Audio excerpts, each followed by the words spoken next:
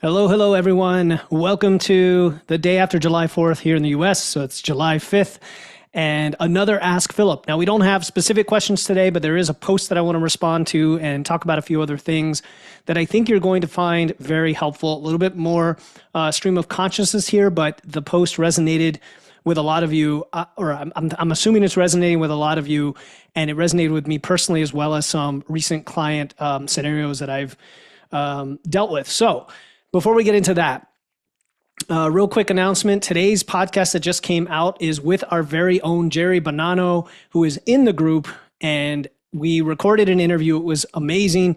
He talked about all of the things that he went through, not only in his past as a trainer, he's trained for many years, built a lot of muscle, but then why he ended up working with me for his 2 different fat loss phases. And he's an example of somebody who really took advantage of the process to learn as much as possible, to apply the most intelligent, efficient approach that would work for him, to personalize it, and to reach out right away when he knew he needed a little bit of extra expert guidance, somebody with a fresh pair of eyes. And also, he didn't necessarily have the time to just spend hours and hours and hours trying to figure out the nutrition science behind everything.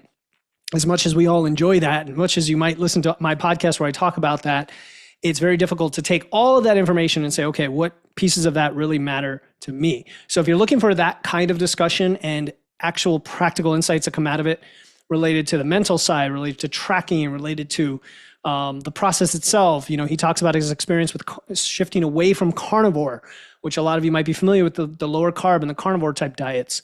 How we personalize, how we use data, how do we make this easy but also intuitive in a way. And so we talked all about that. Definitely check it out and let me know what you think. And then I want to just dive in today because Heather asked a question, and it wasn't under Ask Philip, but she posted in the group. And I encourage anyone who sees this post to go in and post your thoughts and experiences. Effectively, she said, look, I'm doing all the things right. And she is. So she's a former client of mine, a longtime former client. And she learned a ton. She's made amazing progress. You probably saw her on the podcast a while back talking about her experience with the earthquakes over in Turkey. And her question is, look, if I'm trying to be in a deficit, I'm trying to lose fat, and I'm doing all the things, I'm consistent, I am training, I have a good step count, I lift heavy, I've been progressing, I haven't lost strength in my fat loss phase. Maybe my sleep could be better, but it's not terrible. And I get that, right? Like, I wasn't going to go and say, oh, you got to get more sleep, right? Because if you're getting 6.5, 7.5 hours of sleep and you're doing it consistently and you're adapted to that, that's probably not a huge variable at this point in what might be holding you up. And basically what she's saying is, look, my expenditures not as high as I would like, right? And therefore I have to cut calories lower than I would like to maintain even a reasonable deficit. And sometimes it continues to drop even when I'm not losing weight. What is going on? And what I'm going to say here, so yeah, a little bit of advice, but also a little bit of empathy here, Heather, because I've been going through something similar this year, and I've definitely talked to a lot of clients who deal with this in one shape or another. And the first thing I'm going to say is that sometimes there are so many things going on with our bodies, even when our choices haven't changed, our behaviors haven't changed, even if our lifestyle hasn't really changed, our bodies are somehow acting a little bit differently. Now, there's one thing that we can't stop, and that is age, right? Like aging, we can't stop that. We also can't control a lot of things that are outside of us, right? Like our stressors. And we may be unconscious of things like that. I'm not saying that's you, just, hear me out. The body will adapt in some unpredictable ways sometimes, meaning even if you are walking 2,000 more steps a day, all of a sudden your body doesn't go up in expenditure despite that, right? Or you're training harder or not as hard and you're recovering more. And what you think is X equals Y doesn't actually change Y. And I talk a lot about, in Physique University, how to take information and really break it down, right, into biofeedback and food tracking and movement tracking and your lifts and sometimes the data, even as much data as we collect, the answer may not be in the data. And sometimes we just have to change our approach, right? Change what we're doing and work around that. And in the meantime, continue to go through that curiosity-driven exploration and discovery process. What I mean, Heather, is this. So I'm going to get very practical in a second here. But first of all, whenever you change your approach, that's fine. If you want to collect more data, ask yourself, is there anything about your body that you don't have enough information on? So I think you're collecting your biofeedback. I think you're collecting your physique data, like your body fat and your measurements, right? I think you're obviously collecting your scale weight. You're tracking your food.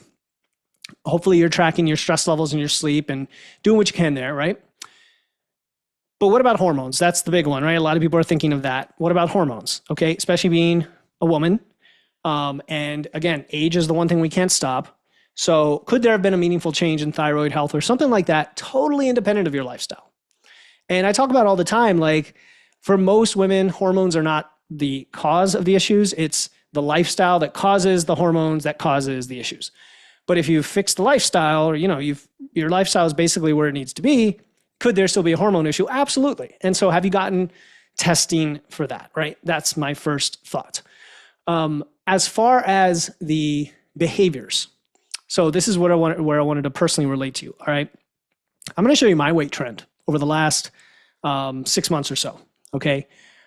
I had finished a bulk, and then I went into a fat loss phase. Now, from here to here, it's 10 pounds. Now, you might think, ooh, 10 pounds. Now, being a bigger guy, 10 pounds really isn't that much.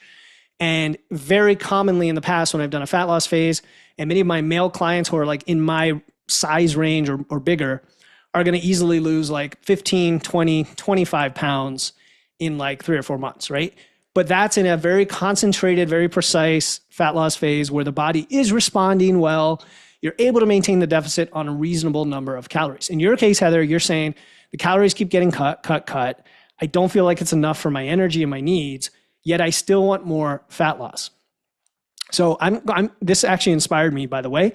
I'm going to be doing an episode about the approach that I've recently pivoted to for me personally and that I've used with clients. And the reason I'm talking about nonlinear dieting recently, and it's this stair-step approach. So you can think of stairs down or you can think of stairs up. Okay, down if you're thinking of like losing fat, or up if you're thinking about the effort that it takes. Like you have to go up the stairs. So if you think of going upstairs, right, eventually you start to get exhausted and, every step is harder and harder to get the same result, which is kind of a metaphor for what you're experiencing.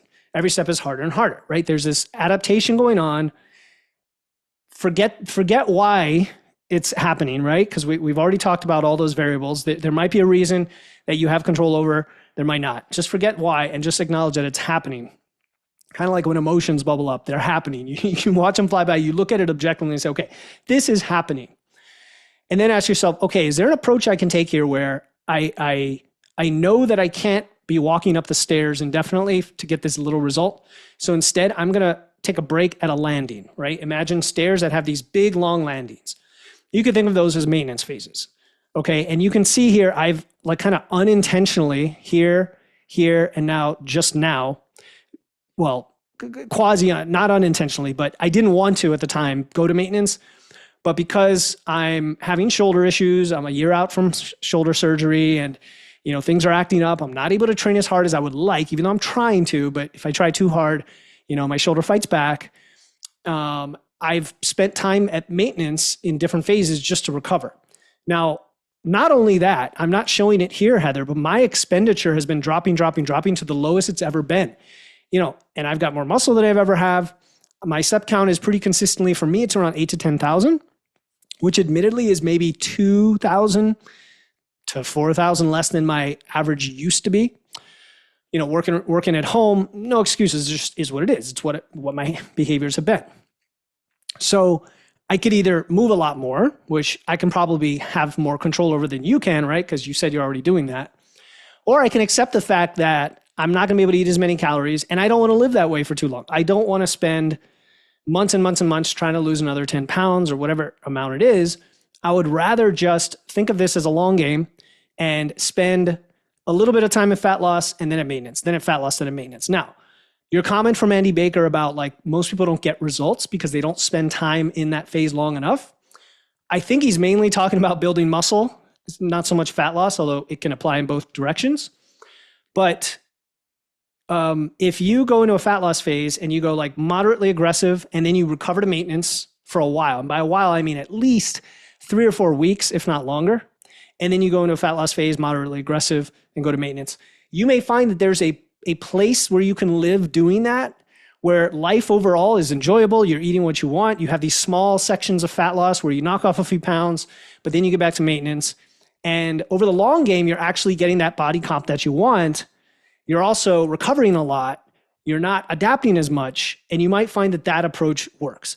And it might sound frustrating because it's going to take a while, but it's frustrating now because it's not working doing it the way you're trying to do it. So long story short, this stair-step approach over a long period where you have fat loss punctuated by big diet breaks, okay, which is a little different than when I've talked in the past where I say, okay, we're going to go fat loss, fat loss, fat loss, a little bit of diet break, fat loss, fat loss. This is more like fat loss, diet break, fat loss, diet break. You know what I mean?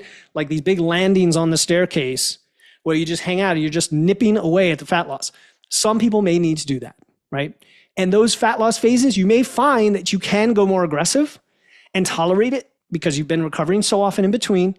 And then you knock off a little bit more over, say, a 6-month period than you would have with any other approach. All right. So that's my thought for you today. Hopefully I gave you a creative thing to think about. I will be covering it in detail on a upcoming solo podcast episode. So thank you for posting it. And if anyone else wants